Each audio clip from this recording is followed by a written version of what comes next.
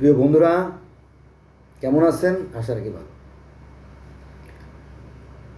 এই যে পৃথিবী, আপনি যদি এই গোটা পৃথিবীটা ঘোরেন, গোটা পৃথিবী যদি ঘুরে আসেন, তাহলে গোটা পৃথিবীর কথাই বলবো যে গোটা পৃথিবীতে একজন বোকা লোকও পাবেন না যে জান্নাতে যেতে চায় না। পৃথিবীর প্রত্যেকটা মানুষ জান্নাতে যেতে চায়। এখন ধর্মের ভিতরে কিছু রাজনীতি ঢুকে গেছে। এক একজন ধর্মগুরু এক একভাবে ধর্মের ব্যাখ্যা বিশ্লেষণ করে, ফলে জান্নাতে যাওয়ার যে পথটা সেটা রুদ্ধ হয়ে যায়, জটিল হয়ে যায়, কঠিন হয়ে যায়। একটা বিষয় বলি, আমরা যদি কোরআন শরীফ দেখি, তাহলে কোরআনে 25 জন নবীর কথা বলা আছে। আমরা যদি তাওরাত দেখি এবং বাইবেল দেখি, সেখানেও সেই 25 জন নবীর কথা বলা আছে। আর সবচেয়ে গুরুত্বপূর্ণ, মানে আজকের যে এই ভিডিওর মূল প্রতিপাদ্য বিষয় যেটা আর কি, সেটা হচ্ছে যে এই যে আপনার নবী, এদের জন্মস্থান কোথায় জানেন? এদের জন্মস্থান ফিলিস্তিন, জেরুজালেম, লেবানন, জর্দান, তুরস্ক, মিশর, এই সমস্ত অঞ্চলে, মানে এই 5-7টা রাষ্ট্রের ভিতরে এই মানে সমস্ত নবীদের জন্ম। তার মানে কি, দেখবেন আপনি যদি ম্যাপ খুঁজে বের করেন, দেখবেন খুব অল্প একটু জায়গা, মানে শুধুমাত্র তুরস্ক, জর্দান, লেবানন, সিরিয়া, ইসরায়েল আর এর আশেপাশে সামান্য একটু জায়গা মিলে কি পৃথিবী? এইটুকু জায়গা পৃথিবী? এটা হলো পৃথিবী। আমরা জানি যে এটা হলো পৃথিবী, আমরা জানি যে এটা পৃথিবী। এখন আমি যদি মনে মনে ধরে নেই যে শুধু এইটুকু পৃথিবী, তাই না? আমি কিন্তু আগে বলছি, আবার বলতেছি, যেহেতু সিরিয়াস ব্যাপার, লেবানন, সিরিয়া, তুরস্ক, জর্দান, ইরাক, সৌদি, যদি শুধু মনে করেন যে শুধু এইটুকু পৃথিবী, তাহলে কিন্তু মস্ত বড় ভুল হবে। কিন্তু মূর্খরা মনে করে যে এইটাই বোধহয় পৃথিবী, তাই না? আমরা জানি যে নূহ আলাইসাল্লামের বন্যা হয়েছিল। নূহ আলাইসাল্লামের সময় একটা বন্যা হয়েছিল। সে বন্যার কাহিনী আছে ইসলাম ধর্মে, নূহ নবীর বন্যা। ইহুদি ও খ্রিস্টান ধর্মে আছে নূহ নবীর বন্যা। তারপরে ব্যাবিলন যে তালমুদ বা গিলগামেশের যে মহাকাব্য, সেখানেও আছে আপনার নূহ নবীর বন্যা। তো গিলগামেশে যে নামটা আসছে সেটা হচ্ছে পুতনাপিস্তিমের জীবনে একটা মহাপ্লাবন হয়েছিল, গোটা পৃথিবীতে বন্যা ডুবে গেছিল, আর সেই বন্যা থেকে পুতনাপিস্তিম এবং তার পরিবার রক্ষা পেয়েছিল। এটা আছে গিলগামেশের যে গ্রন্থ, সেই গ্রন্থ যদি আপনারা ঘাটেন তাহলে সেখানে। তো এগুলো তো আছে।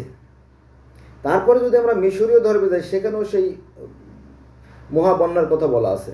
আমরা যদি সনাতন বা হিন্দু ধর্মে যাই, সেখানেও সেই মহাপ্লাবনের কথা বলা আছে। অর্থাৎ সেই মৎস্য অবতার, বৈবৎস মনু বা মনু, যাই বলেন আর কি। তো এটা আমি পরিষ্কার করে বলি, নইলে অনেকে বুঝে না। সেটা হচ্ছে যে একবার এক সত্যব্রত রাজা, সত্যব্রত মানে কি? সত্য মানে সৎ, ব্রত মানে কি? প্রমিস, অঙ্গীকার, ওয়াদা, মানে সত্যের উপর প্রতিষ্ঠিত ছিলেন এক রাজা। তো তিনি একদিন নদীতে গোসল করতে গেলেন। গোসল করতে গেলে হঠাৎ করে একটা ছোট মাছ তার কাপড়ের আঁচলে বেঁধে গেল, আটকে গেল। বাঁচাও, বাঁচাও, বাঁচাও। তো রাজা বলেন, কি ব্যাপার? What is this matter? মাছে কীভাবে কথা বলে? তিনি অতি আশ্চর্য হলেন। তো মাছে বলতেছে, তুমি আমাকে রক্ষা করো, রক্ষা করো। তো ঠিক আছে, মাছটাকে তিনি আঁচলে এটা জলাধারে নিয়ে গেলেন, জলাশয় ছোট্ট একটা পাত্রে রাখলেন। তো মাছটা বড় হওয়া শুরু করলো, মানে একটু ব্যতিক্রম, একটু দ্রুত বড় হওয়া শুরু করলো, আরও বড় হলো, আরও বড় হলো। তিনি হতচকিত হলেন, কি ব্যাপার, মাছ এত দ্রুত বাড়তেছে।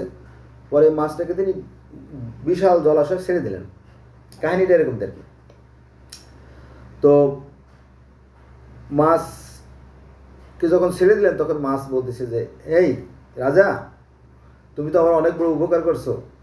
না, আর কি উপকার করলাম আপনার, হ্যাঁ, একটা জীবন রক্ষা করা তো অনেক ভালো কাজ, মহৎ কাজ, সওয়াবের কাজ বলা যায়, তাই না? সওয়াবের কাজ বললে মনে দোষ হয় না নাকি? আর যদি দোষ হয় তো এরম দোষ তো করাই যায়, তাই না? যদি ভালো কাজ করলে যদি বা সত্য কথা বলে যদি ভুল হয় তাহলে তো কিছু করার থাকে না, তাই না? তো যাই হোক, তিনি কী করলেন, এই মাছটাকে গভীর জলাশয়, বিশাল জলাশয় ছেড়ে দিলেন। তো মাছটা তো খুবই স্যাটিসফাইড, খুবই সন্তুষ্ট, খুশি। তো বলো যে, হে রাজা, তোমাকে একটা সংবাদ দেই। বলো কি? যে আমরা তো মাছ, আমরা তো পানি জগতে থাকি। এই পানি জগতের যে এক্সপিরিয়েন্স, অভিজ্ঞতা তো আমাদেরই আছে। আমি শুনেছি যে পৃথিবীটা মহাপ্রলব ঘটবে, মানে বন্যায় ডুবে যাবে। তাই নাকি? এটা কি সম্ভব? হ্যাঁ, এটা সম্ভব। তো আমরা শুনেছি যে মহাপ্লাবন হবে। তো কী করা? মহাপ্লাবন হলে আমরা কি করব? যে মানুষ তো সব মারা যাবে, ভারী মুশকিল।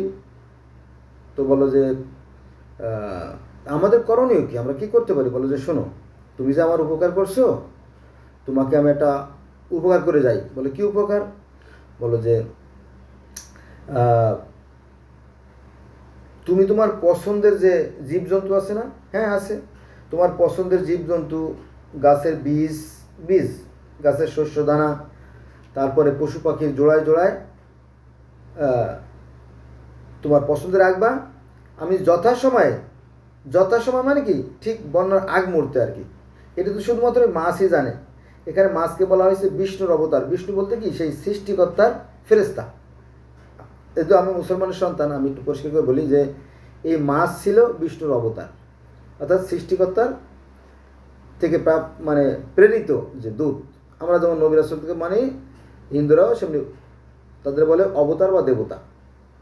বিষ্ণু থেকে মানে সেই সৃষ্টিকর্তা থেকে প্রেরিত, ঈশ্বর থেকে প্রেরিত। তো গুড, এই বার্তা দিয়ে চলে গেল এবং যথাসময়ে সেই নৌকো পাঠালেন। নৌকো পাঠানোর পরে তারপরে সেই নৌকায় কি সবাই আশ্রয় নিল, প্রশ্রয় নিল। ঠিক আমাদের ইসলাম ধর্মের যে নূহ নবীর যে বন্যার কাহিনী আছে কোরআনে, same to same, there is no difference between two story in the Matsya Purana and নবী নূহ। কোরআনের নূহ নবীর কাহিনী এবং সনাতন ধর্মের যে বইটিতে এই কাহিনী পাওয়া যাবে, সেই বইটির নাম হচ্ছে ঈশ্বরের অবতার রহস্য। 10 জন অবতারের কথা বলা আছে। কয়জন? 10 জন অবতারের কথা বলা আছে সেই বইটিতে। 10 জন অবতার। বেদে আসছে 10 অবতার। সৃষ্টিকর্তা ছিলেন নিরাকার, জ্যোতির্ময় ঐশ্বরী। প্রথমে তিনি নিজেকে সৃষ্টি করলেন, তারপরে তিনি প্রধান 4 জন দেবতাকে সৃষ্টি করলেন, ব্রহ্মাকে সৃষ্টি করলেন এবং তাদেরকে 70 লোকে রাখলেন। তারপরে 10 জন অবতারকে সৃষ্টি করলেন আর 33 কোটি নর্মাল দেবতা সৃষ্টি করলেন। এটাই কোরআনের গল্পের সাথে মিলে যায়। কোরআনেও সৃষ্টিকর্তা মাত্র একজনই। তারপরে তিনি কী করলেন? 4 জন ফেরেশতা সৃষ্টি করলেন, আজরাইল, জিবরাইল, ইসরাফিল, মিকাইল। তারপরে তিনি অগণিত ফেরেশতা সৃষ্টি করলেন। এরকমটি মানে মিল আছে, কিন্তু এই মিলটা কে করবে? সবাই ধার্মিকতার অহংকারে এতই ঈর্ষান্বিত যে অন্য ধর্ম জেনে হওয়া ওঠে না। অন্য ধর্মের মূর্তির দিকে তাকানো পাপ। আমরা যখন ছোটোবেলা ছিলাম, আমি আমার কথা বলছি, আমরা যখন খুব ছোটো ছিলাম তখন আমাদেরকে একটা মন্ত্র শেখানো হতো ছোট্টবেলা। কত ছোটো জানি না, 4 বছর বা 5 বছর যখন কথা বলা শিখছি। তো বলো যে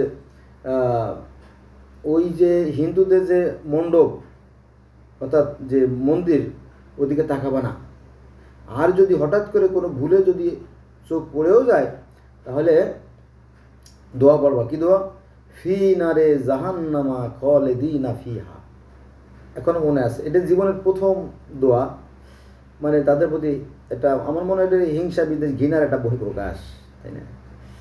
এখন সৃষ্টিকর্তা কি দেখেন না? সৃষ্টিকর্তা তো দেখেন নিশ্চয়ই, তাই না? তিনি দেখেন। একটা কোরআনের আয়াত বলতেছি আমি। কোরআনে আল্লাহ বলেন যে এমন একটা গাছের পাতাও নড়ে না কিংবা একটা বালুকণাও স্থানচ্যুত হয় না সৃষ্টিকর্তার দৃষ্টির অগোচরে। তার মানে কি সৃষ্টিকর্তা সব দেখেন। সৃষ্টিকর্তা যখন দেখেন তো তিনি তো ইচ্ছে করলে এর বিচার করতে পারেন না? তিনি তো বিচার মালিক। তিনি দেখলেন যে এরা খারাপ হয়ে যাচ্ছে, যা ওদের অক্সিজেন সাপ্লাই বন্ধ করে দিলাম। রাতে ঘুমের ঘরে ঘুমাইছিল, ঘুমাই থাকলো, মরে গেল, তাই না? কিন্তু না, এখানে যেগুলো করা হয় এগুলো মূলত অধর্ম, এটা ধর্ম না। সৃষ্টিকর্তা মানুষ সৃষ্টি করছেন, তিনি সব কিছু দেখেন, তিনি সব কিছু জানেন, তিনি বিচার অলা, তাই না? কিন্তু এখানে মানুষের বিভেদ সৃষ্টি করে এই ধর্মগুলো সৃষ্টি করা হয়েছে। মূল কথা হচ্ছে যে ভালো করে লক্ষ্য করবেন যে 25 জন নবী মাত্র এক জায়গা, মাত্র একটা জায়গা, তাই না? গোটা পৃথিবী বাদ দিতে মাত্র একটা জায়গা দিচ্ছে, তাই না? এটা একটা চিন্তার বিষয়। সৃষ্টিকর্তা কি তাই পারেন? আমি একটু পরিষ্কার করে বলি, example is better then percept. একজনের 10টা ছেলে, কোনো এক ব্যক্তির 10টা ছেলে, 4টে মেয়ে, 14টা ছেলে মেয়ে। আরও ছেলে মেয়ে হয়েছিল, 18-20টা ছেলে মেয়ে হয়েছিল, 2-3 জন মারা গেছে, তো 14টা ছেলে মেয়ে আছে বাইসে। এখন যে লোকের 14টা ছেলে মেয়ে আছে, উনি কি ওনার বড় ছেলেকে জমি লিখে দিতে পারেন? হ্যাঁ, পারেন। উনি মন চাইলো যে আমার বড় ছেলেটা আমার খুব দেখাশোনা করে, আমি আমার বড় ছেলেকে জমিগুলো সব লিখে দিই, তাই না? এটা লিখে দিতে পারেন, ক্ষমতা তার আছে, কিন্তু এটা অবিচার হয়ে যাবে, ঠিক আছে? আইন তা বলে না। আইন যদি তা না বলে, সেখানে সৃষ্টিকর্তা কি শুধুমাত্র একটা নির্দিষ্ট জায়গায় লক্ষ লক্ষ নবী দিতে পারেন? আমি কিন্তু 25 জনের কথা এত সব বলছি, আমরা বাড়াই বলতেছি যে শুধুমাত্র দেখবে যে এই যে নবী আপনার ফিলিস্তিন, ইসরায়েল, জর্দান, ইরাক, মিশর, সিরিয়া, এই জায়গায় দেখবেন যে লক্ষ লক্ষ নবী, হাজার হাজার নবীদের কবর আছে। কোথায়? ফিলিস্তিনে।